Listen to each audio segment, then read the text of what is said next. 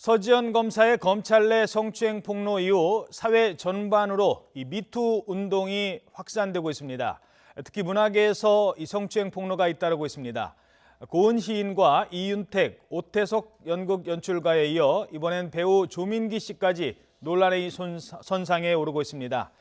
지금부터 양지열 변호사 그리고 최진봉 성공회대 교수와 함께 이 내용 포함한 몇 현안 이슈 살펴보도록 하겠습니다. 안녕하십니까? 네, 안녕하세요. 예. 자, 일단 그 서지현 검사가 폭로해서 촉발된 검찰 내 이 성추행 사건 문제부터 짚어보도록 하죠.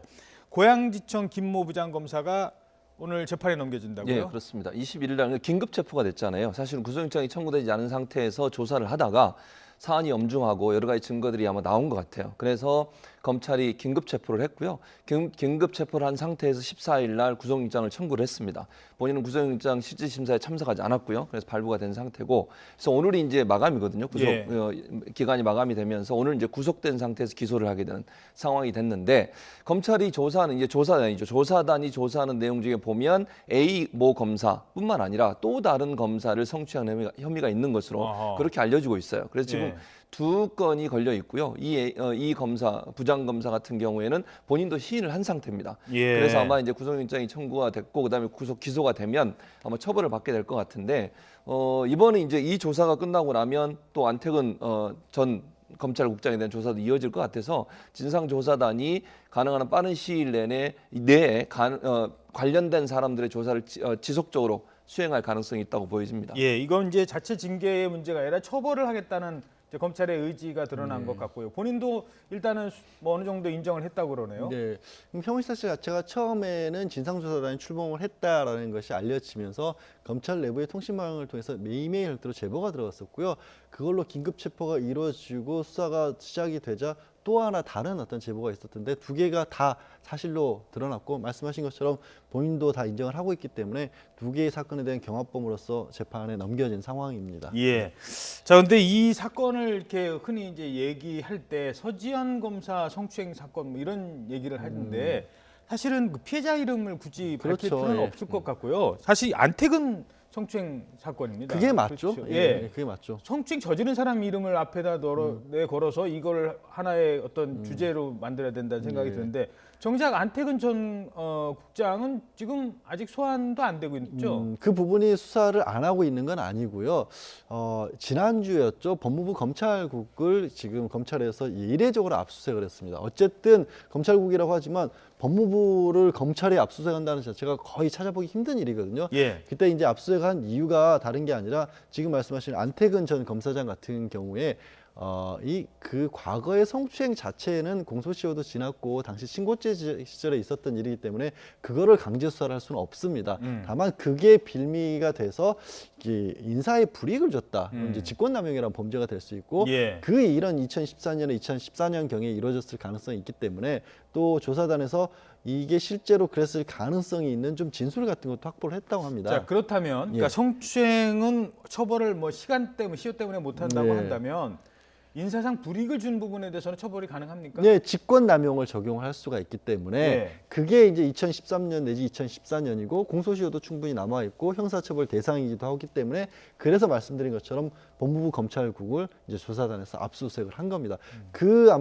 다만 이제 성추행과는 조금 다르게 이 직권남용을 입증하는 것은 그렇게 단순한 문제가 아니거든요. 그때 실제로 어떤 일이 어떻게 했었고 왜 정말로 정당한 어떤 인사의 재량권을 넘어서서 검찰국에서 권력을 잘못 써서 이 불이익을 줬느냐를 좀 입증을 한 뒤에 조사를 해야 되기 때문에 다소 시간이 좀 걸리는 거죠.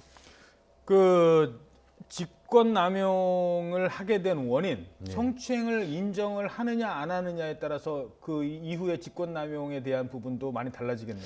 사실 성추행이 있었다라고 한다면, 그리고 그게 이제 범죄에 있어서는 동기라는 부분도 중요하게 작용을 하거든요. 성추행이 있었다라면 아무래도 직권을 남용했을 가능성이 좀 높아지지 않겠습니까? 만약에 정말로 아무런 일이 없었다라고 한다면 그야말로 뭐 서지현 검사가 무고한 사람을 무고한 게 되는 거기 때문에 그 경우에는, 그리고 뭐 정말 자신이 떳떳한데 굳이 인사상 불이익까지 줘가면서 서 검사의 뭐 예를 들자면 입을 막으려 할 이유가 없기 때문에 그 두 개가 어느 정도는 연결되는 차원에서 조사를 하겠지만 다만 말씀드린 것처럼 성범죄 자체는 처벌할 수 있는 기간은 아닙니다. 예. 안태근 성추행 사건은 이제 다른 많은 피해자들로 하여금 분노를 일으켰고 같이 이제 미투 운동에 동참을 하고 있는데 특히 최근에 이제 문화계에서 이 성추행 폭로가 잇따르고 있어요. 그렇죠. 문화계로 이제 번지면서 이윤택 연출가 잘 아시는 것처럼 이제 그 이윤택 연출가의 성추행 사건도 드러났고 또 조민기 씨까지도 지금 논란이 되고 있는 상황이 됐거든요. 이게 이제 우리 사회가 바뀌고 있다는 걸 인식해야 되는 거죠. 그러니까 예전에는 이런 문제가 있어도 쉬쉬하고 넘어가고 또 도리어 이런 얘기를 해도 위에 있는 사람들이 그냥 조용히 있는 게 좋겠다라고 하면서 덮고 넘어가는 경우가 많이 있었지 않습니까? 그러나 이제 서지현 검사의 폭로 이후에 안태근 성추행 사건 이후에 이 문제가 사회적 문제로 되면서 이제는 피해자들이 하나둘 자기 얘기를 목소리를 내기 시작하는 거죠. 그만큼 용기도 생겼고 우리 사회 분위기가 그걸 받아들일 수 있는 분위기로 바뀌고 있다는 것도 하나의 계기가 됐다고 보여지고요. 이번 기회에 이걸 뭐 어떤 분들은 또 이렇게 얘기하시는 분도 있어요. 이게 너무 많이 이게 드러나는 거 아니냐 얘기하는데요. 그렇지 않다고 봅니다. 저는 이런 문제가 오랫동안 적폐로 남아 있었다고 하면 하나하나 들춰내서 정리하고 우리 사회가 이제는 이런 성추행, 성폭행이 권력에 의해서 또는 어떤 권력 상하관계나 가불관계에 의해서 일방적으로 이루어졌던 이런 사회적 분위기가 바뀌는데 아주 중요한 계기가 되지 않을까 하는 생각이 듭니다. 예. 조민기 씨 같은 경우는 지금 이제 본인은 아니다 이렇게 하고 내가 학교를 그만둔 거는 내 개인적인 이유였다 뭐 이런 식으로 지금 얘기를 하고 있는 것 같아요. 그러니까 루머, 그러니까 자신에 대해서 어떻게 보면은 그냥 학생들과의 자리에서 조금 친밀하게 어떤 관계를 가졌던 것도 있고 회식 같은 것도 있었던 건 맞지만 지금 어떻게 보면 주장하는 것과 같은 성적인 접촉이 있었던 건 아니다라고 반박을 하고 있는 상황이고 어쨌든 루머가 만들어진 것이었기 때문에 그런 뉴스가 돌았고 자기가 교수로서 또 연예인이라는 신분 때문에 자발적으로 내려간 거다라고 반발을 하고 있거든요. 하지만 이 모든 사건들이 공통된 게 어떻게 정도도 여러 가지지만 또 다수의 피해자가 있다는 거기 때문에 진실은 쉽게 드러날 겁니다. 그리고 게다가 이게 그 가해자로 지목된 사람들이요. 그 앞에 변호사님 계시지만 변호사들의 조언을 많이 받는 것 같아요. 딱 봐서 시효 지난 거는 인정해요. 네. 뭐 이윤택 감독도 서서히 인정하잖아요. 네. 근데 이제 성폭행 문제라든가 아니면 이렇게 시효에 걸리지 않은 사건화될 수 있는 거는 또 아니라고 하는. 법원에 가서 판단을 받겠다라는 그런 원론적인 얘기를 하고 있죠. 네. 하지만 예상하지 못했던 부분들이 저는 있는 것 같습니다. 다른 게 아니라 지금 이게 사회적 분위기 자체가 과거에는 내가 이걸 드러내는 걸로 해서 불이익을 얻을 수 있다거나 아니면 내가 드러내더라도 이게 제대로 사건이 처리가 되지 않을 것이다. 그런 좀 위축된 심리가 있었는데 지금은 그런 분위기가 아니지 않습니까? 과거의 일들을 용기 있게 폭로한 사람들이 있다라면 최근에 그런 일을 겪은 사람이 있다라면 따라서 나설 것이 거의 분명해 보이는 상황이라서 진실은 좀 드러날 것이라고 저는 근데 봅니다. 저는 이 조민기 씨 사건 같은 경우에 학교에서 중징계를 내렸잖아요. 그러면 학교에서 중징계를 내릴 때 아무런 근거 없이 그렇게 징계를 내릴 수가 없는 거예요. 그러니까 학생들의 증언도 그렇지만 여러 이제 뭐 어제 인터뷰한 내용도 뭐 어느 학생은 실제 다른 학생의 가슴을 만지는 걸 봤다라고 얘기까지 하고 있거든요. 그런 증거가 없다고 하면 학교가 대체적으로 학교들이 보면 이게 교수 편을 들어주는 쪽이 더 강했던 게 예전의 모습들이에요. 그런 상황에서 중징계를 내렸다고 하면 웬만한 증거가 있지 않고서는 가능하지 않는 일이라고 저는 보여지거든요. 물론 이제 사실은 뭐 이제 검찰의 조사에 따라서 나오겠지만 지금의 정황상 보면 조민희 씨가 얘기하시는 말씀이 대체적으로 좀 받아들이기 힘든 부분이 있지 않나 이런 생각이 들고요. 학교가 중징계를 할 정도라고 하면 일정 부분 뭔가 성추행에 관련된 행위가 있었을 가능성이 높다고 보는 것이 더 타당하지 않나 하는 생각은 듭니다. 예, 알겠습니다. 지금 거론되는 분들도 다 가족이 있고 자녀들이 다 있는데 왜 이런 일이 벌어졌는지 좀 다시 한번 반성을 하는 계기가 됐으면 하는 바람입니다. 다음 주제로 넘어가 보도록 하죠. MB 정부 초기 2008년이었죠. 국정원 특수활동비 2억 원이 추가로 건네진 정황이 포착이 됐습니다. 지금 보니까 간단하게 말씀을 드리면 김백준 전 총무기획관의 얘기인데 이명박 전 대통령이 가방을 주면서 이거를 누굽니까? 박지원 정무수석을 갖다 줘라. 네. 그 안에 2억 원이 들어있었는데 그게 이제 특수활동비였다. 이렇게 얘기를 하고 있거든요. 이게 지금 또 다른 추가 정도가 아니라요. 상황이 완전히 다른 겁니다. 이전까지는 김백준 전 기획관이 이명박 전 대통령을 위해서 내가 받았다라는 겁니다. 그러니까 전달이 국정원에서도 전 국정원장들도 인정을 하고 있고 특수활동비라도 인정을 하고 있고 김백준 기획관도 인정을 하고는 있었지만 그러니까 쉽게 단순히 말해서 이명박 전 대통령은 나는 몰랐다라고 할 수 있는 상황이었던 겁니다. 근데 지금 나온 폭로는 이명박 대통령이 직접 그 돈을 줬다는 거거든요. 이게 완전히 얘기가 다른 겁니다. 단순한 추가 정도가 아니라 이명박 전 대통령이 지금까지는 물론 이것도 이제 사실인지는 밝혀져야겠지만 지금까지는 부인할 수 있는 여지, 아무리 뭐 자신의 집사로 불리고 아무리 뭐 내 자금을 관리했다고 할지라도 국정원 특수활동비 나는 모르는 일이 왜 벌어졌는지 모르겠다라고 할 수 있는 여지가 있었는데 예. 이게 지금 이 김백준 기획관이 새롭게 폭로한 게 사실이라면 그 얘기를 할 수가 없게 되는 거죠. 어쨌든 직접 돈을 이명박 전 대통령으로부터 받았다는 거니까요. 그러면은 지금까지 지금 말씀하신 것처럼 돈의 성격도 물론 다른 게 되는 거고 예. 이제는 용처에 대해서도 수사가 이제 계속 알 수 있는 대목이 나오는 거예요. 그렇죠. 정무수석에게 줬다고 하면 어쨌든 정치권과 연관돼 있는 거 아니겠습니까? 정무수석이 하는 일이 국회 활동이고 그러다 보면 정치권과 연관돼 있거나 선거와 관련될 가능성이 높다고 보여지는 거죠. 지난번에 알려진 것이 여론조사를 한다든가. 그렇죠. 그렇게 하면 선거법 위반까지 되는 겁니다. 이거는 단순히 뇌물수수나 아니면 국고 손실의 문제뿐만 아니라 선거법과 연관돼 있기 때문에 그런 부분도 고려가 될 것 같고 또 하나는 지금 김백준 기획관이 이렇게 얘기했단 말은 국정으로부터 돈을 받는 라인이 김백준 라인 말고 다른 라인이 또 있었다는 거 아니에요. 본인이 아하. 직접 받든지. 예. 그래서 지금 김백준 기획관한테 줘서 이걸 정무수석에게 전달하라고 했다고 하면 국정으로부터 돈을 받는 특활비를 상납받았던 라인이 하나가 아니라 여러 개 라인이 있을 수 있다. 이런 걸 본다고 하면 특활비가 지금에 드러난 것 이외에 더 많은 정도의 특활비가 이명박 전 대통령께로 흘러 들어갔을 가능성도 충분히 예측 가능한 부분이라는 생각이 듭니다. 상황은 계속 그 이명박 전 대통령식이 불리한 쪽으로 가고 있는데 예.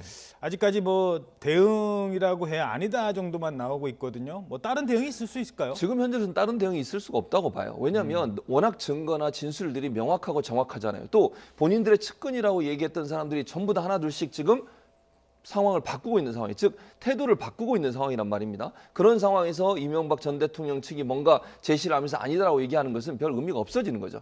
그래서 제가 볼 때는 지금 본인이 대통령을 할 때 수석실에 있었던 법률가들을 중심으로 해서 7, 8명의 법률팀을 만드는 것으로 알려지고 있어요. 그 말은 법률적으로 대응을 하겠다는 겁니다. 이걸 처음에 이명박 전 대통령은 정치 탄압이라고 얘기를 했었잖아요. 그런데 이게 먹히지 않은 상황이 돼버렸어요. 너무 많은 일들이 드러났고 너무 많은 증거와 진술들이 나온 상태에서 정치 탄압이라는 프레임으로 밀고 가기는 너무 이제 버거워졌다는 거죠. 그러면 결국 본인의 죄를 최소화하기 위해서 처벌을 최소화하기 위해서라도 법률적 조언을 받고 법률적인 대응을 할 가능성이 있다. 최소한 꼬리 자르기를 통해서 본인은 관여하지 않았다는 쪽으로 갈 가능성이 높다고 보여집니다. 예, 알겠습니다. 강원랜드 채용 비리 사건 다시 지금 불거지고 있습니다. 어제 염동열 의원 보좌관 압수수색이 이루어졌거든요. 책상, 뭐 사무실. 이렇게 되면 염동열 의원 그리고 권성동 의원에 대한 수사가 뭐 다시 시작됐다 이렇게 봐야 되나요? 아직 여태까지의 비김 수사의 명분은 염동열 의원과 권성동 의원을 직접 겨냥한 건 아니죠. 예. 다만 말씀하신 것처럼 보좌관들을 포함하는 10명에 대해서 사무실이라는 데가 주거지에 대한 압수수색을 했는데 지난번에 강원랜드 채용 비리와 관련해서 기소가 됐었을 때는 강원랜드 전 사장과 실무 담당자만 이 사람들이 이 부정 채용을 해서 업무 방해를 했다라고 기소를 했는데 문제는 누구의 부탁을 받아서 부정한 행동을 했는지가 안 나온 겁니다. 그러니까 뭔가 나쁜 일을 했는데 왜 그런 일을 했는지가 밝혀지지 않은 거예요. 공소장에 알 수 없는 사람들로 부탁을 받고 이 일을 저질렀다. 이게 상식적으로 납득이 안 가는 그렇죠. 그런 고소와 재판이 이루어졌던 거거든요. 예. 그 부분을 이제 일단은 그 부분을 제대로 기소를 하겠다라고 한 건데 다만 지금 이제 이 사건이 다시 불거지게 된 계기 중에 하나가 이제 안면 검사가 강원지청에서 자기가 이 일을 하면서 외압을 받았다라는 거. 특히 현직 검사 그리고 전직 이제 고검장이나 이런 분들의 이름이 직접적으로 오르락내리락 하지 않았습니까?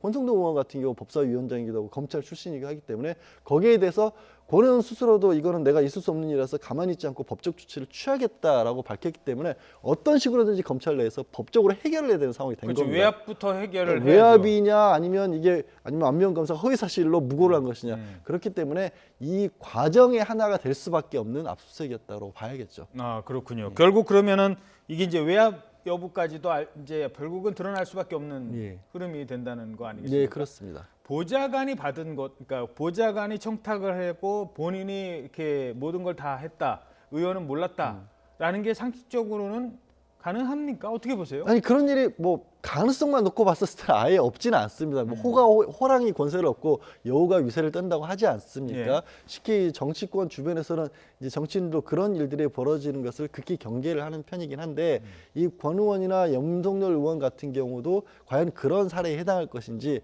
워낙에 또 인사청탁 자체가 많은 사람의 숫자에 가서 이루어졌고 일부 언론에서 파악한 걸 보면 굉장히 뭐 고압적이라고 해야 될까요? 한 사람도 떨어뜨리면 안 되는 식으로까지 보좌관이 얘기를 하고 있는 걸 보면 과연 이게 보좌관의 힘만으로 정말 가능할까라는 부분은 이제 수사를 통해서 밝혀지겠죠. 자, 이제 다시 또 국민 정치권으로 넘어올 가능성이 커졌습니다. 예. 왜냐하면 권성동 법사위원장이 사실 이 문제 때문에 여당에서 법사위원장 사회권에 문제가 있다고 예. 문제 제기를 했는데 그것 때문에 이 임시국회가 뭐 어제부터 겨우 시작됐습니다만 예, 그렇죠.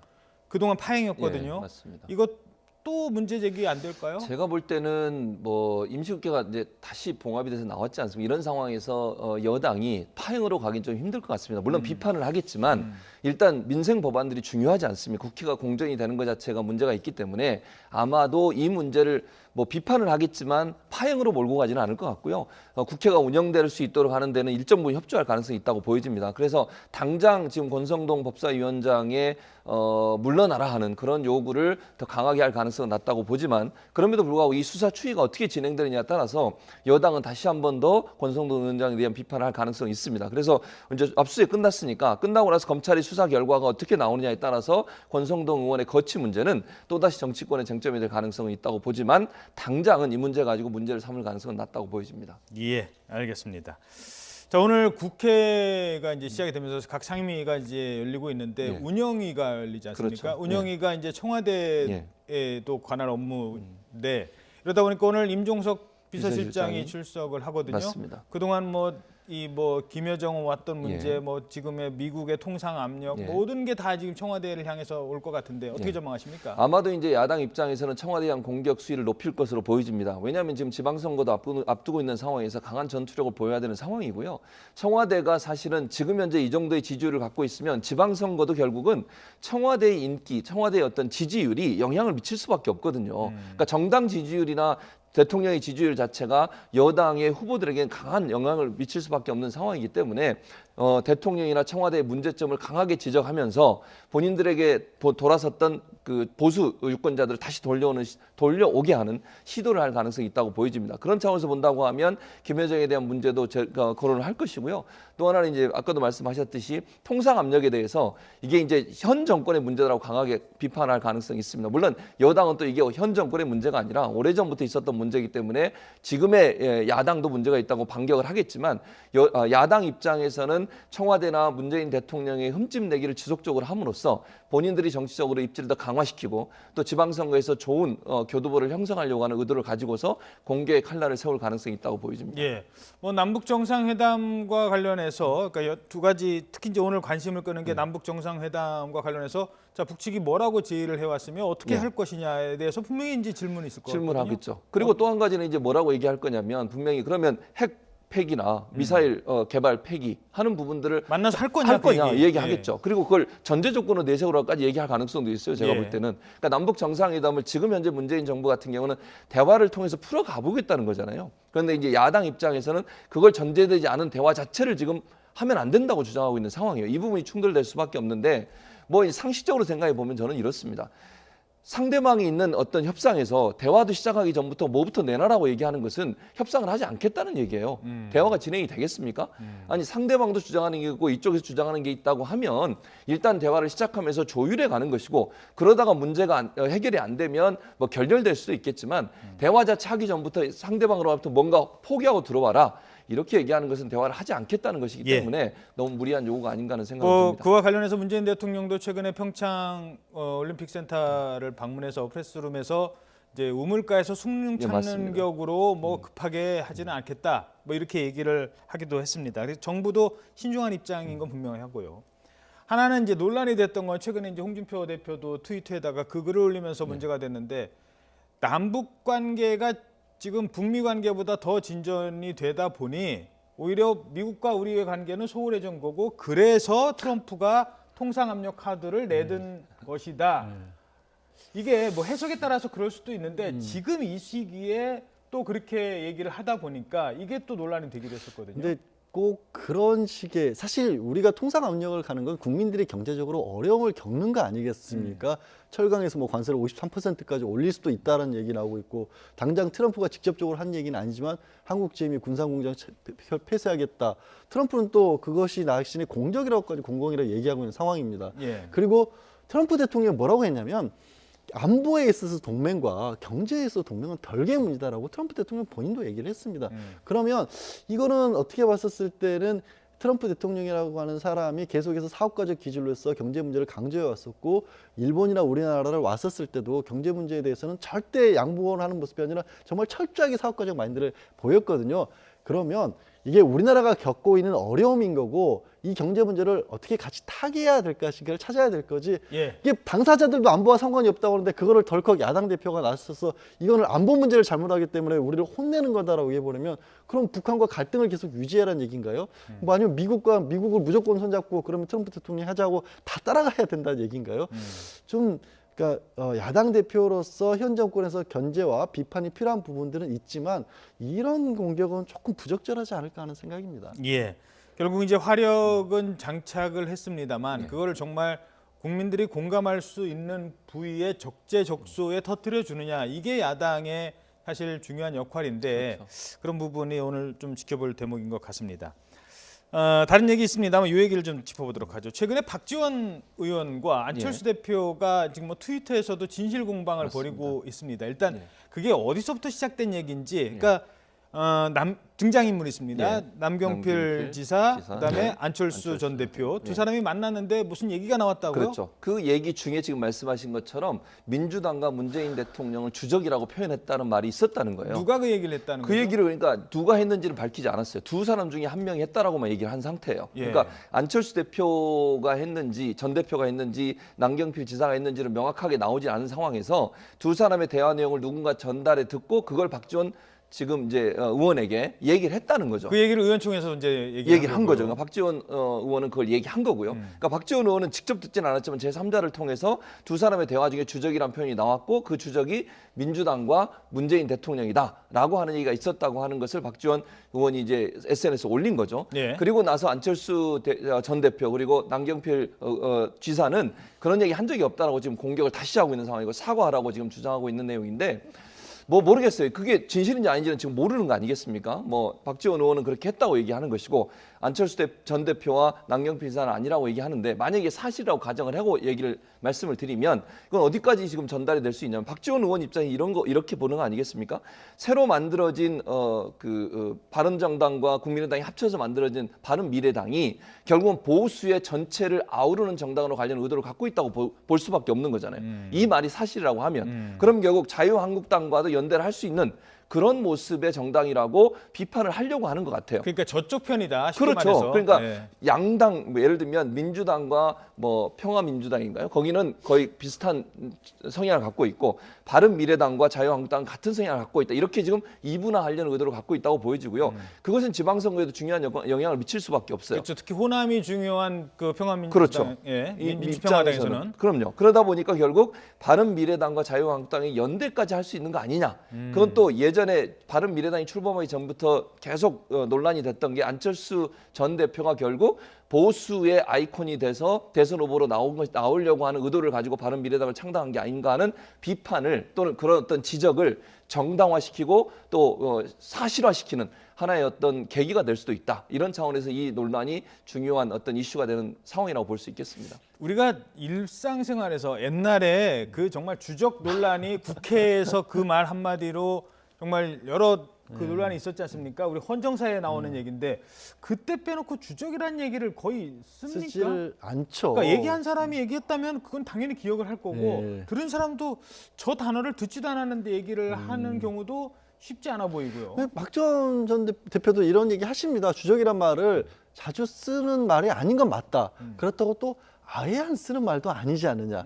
참 애매하게 지금 말씀을 하시는데 이게 또 누군가로부터 전해 들은 말이기 때문에 예. 이 전해 들은 사람이 어떻게 얘기를 했는지 주적이란 단어를 써가면서 얘기를 했는지 아니면 취지만 그런 식으로 얘기했는지 모르는데 문제는 이게 효과가 묘하긴 효과를 가지고 오는 것 같습니다. 지금 잠깐 말씀하신 것처럼 바른미래당과 자유한국당이 혹시라도 선거를 앞두고 어떤 연대라든가 이런 걸 하게 되면 지금은 이 말이 나오자면 우리는 그런 일 없다라고 얘기하지 않습니까? 그럼 박지원 대표는 이제 와서 야 이제 말 뒤집는다라는 얘기를 할 수 있는 단초를 만든 거가 되고요.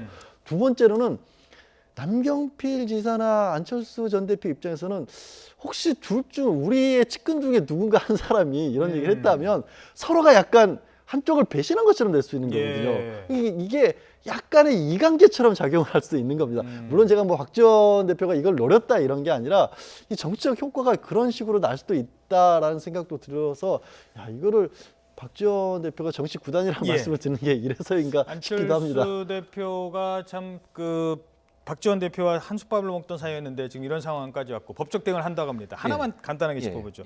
그런 걸 떠나서 선거라는 거 평론가시니까 이제 전망을 하지 않습니까?